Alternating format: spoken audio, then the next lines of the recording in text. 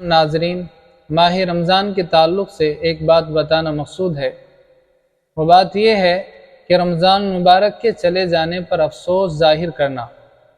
آپ نے دیکھا ہوگا کہ جب آخری جمعہ ہوتا ہے تو اس جمعے کو خطبۃ الوداع پڑھا جاتا ہے، الوداع الفراق کے نام سے، جس کے اندر ایک غم کو ظاہر کیا جاتا ہے کہ رمضان ہم سے جدا ہو رہا ہے۔ تو دیکھیے، اس کے اندر دو باتیں خلاف شرع ہیں۔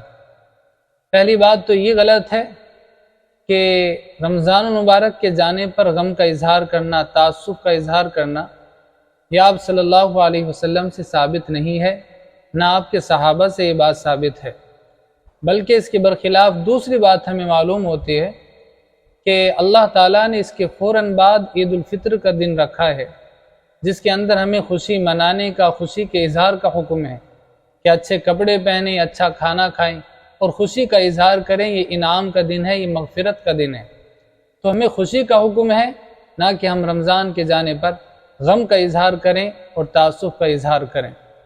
اور دوسری بات جو اس کے اندر خلاف شرع ہے وہ یہ بات ہے کہ دیکھیے، غم کا اظہار کرنا اور آخری جمعے کے اندر خطبۃ الوداع پڑھنا، الوداع الفراق، اس طرح کا کوئی خطبہ پڑھنا، یہ اس کو ضروری سمجھا جاتا ہے۔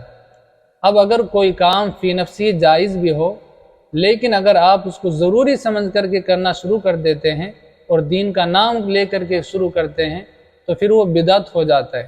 اس لیے حضرات، ہمیں اس چیز کا اہتمام کرنا چاہیے اور اپنے عوام کو، سب کو بتائیں کہ آخری جمعے کے اندر خطبۃ الوداع پڑھنا اور اسی طرح رمضان مبارک کے جانے پر غم کا اور افسوس کا اظہار کرنا نہیں چاہیے، کیونکہ دین وہی ہے جو آپ صلی اللہ علیہ وسلم سے ثابت ہے، جو آپ کے صحابہ سے ثابت ہے۔